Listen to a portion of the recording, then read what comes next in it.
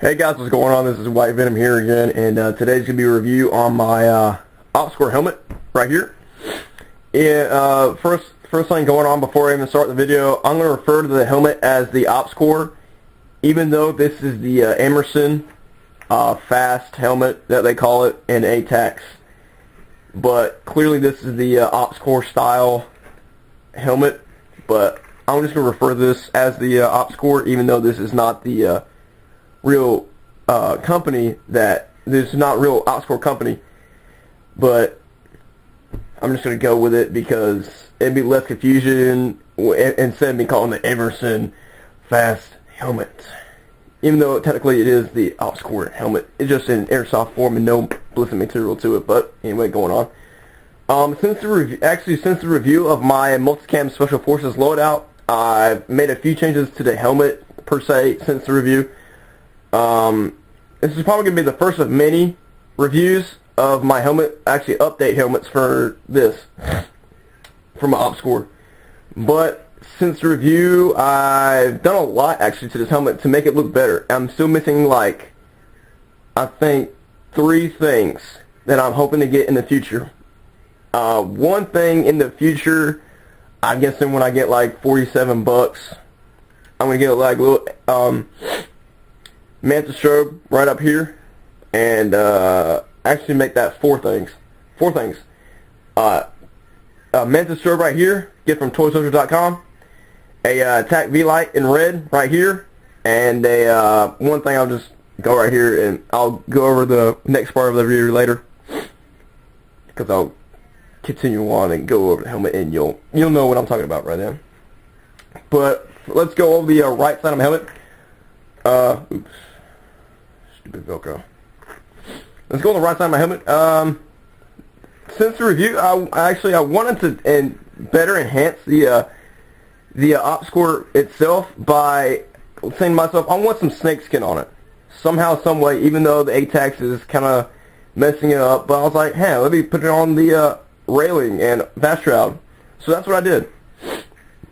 When I first did it, getting the snakeskin really right was a real pain in the ass to get, because it was so hard for me my first time doing snakeskin. It came out decent, but not decent enough that it was like fully.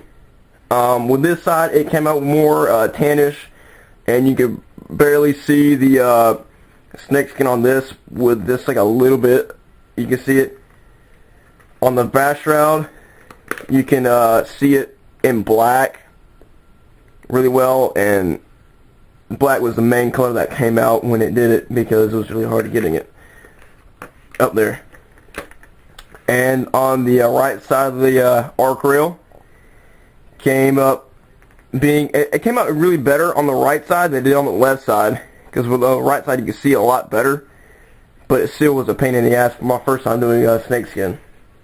But that's about it for the snakeskin on the railing. But also I wanted to do more than just snakeskin, so I incorporated like little stripes of black and gray on the Velcro, and right here as well, on it right there, to enhance it more, make it look more cooler and stand out more, but not too standing out, because sometimes it even kind of incorporates with the A-TACS camouflage itself, which is really cool. And that's it for the customizing things for it. But since the review, I also did like have a regular American flag right here, and this is just a tan, black and gray, black and tan, sorry, American flag. I'm hoping to get in the near future IFF, black and silver IFF American flag patch right here. But that's it for the flag. And for this side, it's really one of my favorite spots, because it just stands out more when you look like that. But this is this camera right here is the XTC 205 that you can buy at Walmart for about $87 to $89. This is actually a really cool little camera that you can buy. It's kind of mimicking the contour in a way, because the way it's shaped, and it's like really freaking small. That's how big it is. And it just sits up nicely. It's like not even covering up the whole Velcro flag patch space right there. but it has like little changes you can do for like HD and whatnot, and it's still pretty cool. And I'm going to refer to this as the contour, as my little contour, because even though it's the XCC 205 by Midland, it just looks like a contour, and I'm just going to refer to this as a contour to be less confusing and not saying the whole name for it, and because I just like the other things that they use, but it'd be so pretty cool.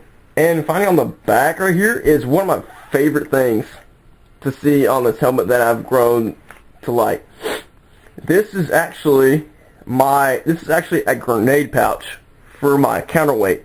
This is like a new version of a counterweight pouch that I saw on like a Airsoft forum. I saw this guy who had a grenade pouch right on one of his fast helmets. I'm like, huh, I could do one of those. So, believe it or not, I had a spare tan grenade pouch, and what I did was I took off all the buckles and buckle straps and replaced them with Velcro, hot glued Velcro to them, and Velcro also with the flag patch right here, one of my favorite patches I've ever gotten, and that's just set up right there, again hot glued.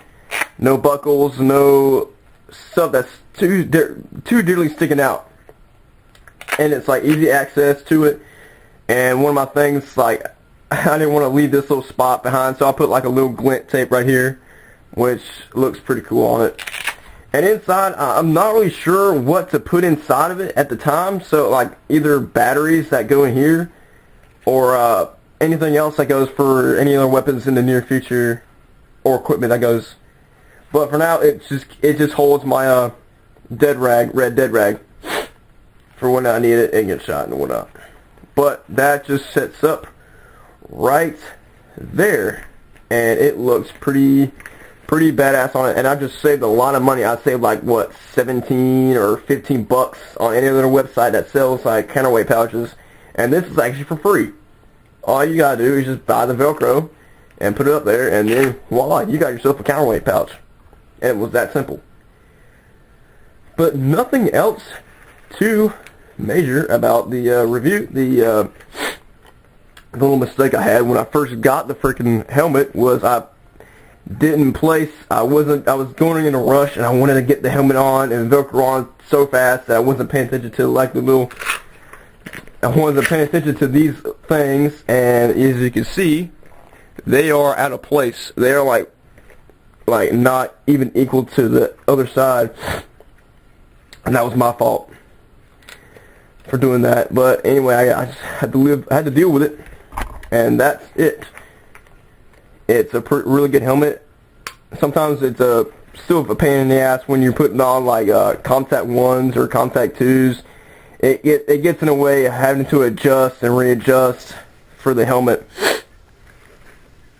But yeah, also one thing I've got to mention for the rhino mount, I said before in like any little past videos of my ACU and my multicam social forces let out, that I said I'm gonna get like a PVS 14 from my dummy MEGs. But I changed my mind, even though I really wanted a monocular system for the MEGs right here, and it looks so cool. But I decided, you know, I'm going to go a little bit modern. So I'm going to get like a Wilcox L4G 24, I believe it was. Either 24 or 20, either 24 or 30 mount from either Toy Soldier or Airsoft Park that they sell. I think the one on Toy Soldier is like 87, and the other was like 95, but 95 it was like free shipping, so I was like, yeah. But the Wilcox mount's gonna replace this right mount, and also I'm gonna get some replica PVS 15s for this, and that'll be awesome to see, because I see a lot of guys with the PVS 15s, and I really want some PVS 15s because and how things going on now, and would it be a miracle to me if I got like the quad eyes that you can see that are in Zero Dark 30 and a Medal of Honor Warfighter. Excuse me. It would just look badass to have a quad eye, but I'm gonna stick with the PVS 15s when I get them, because they just look badass themselves. But yeah, that's the whole helmet review. I'm gonna stick it like this for a while until I get the Mantis strobe and the V-light and the MEG set up right there. But yeah, that's it. That's it. Oh, yep. Really good. Thank you for watching, and hope to get another review soon. See you guys.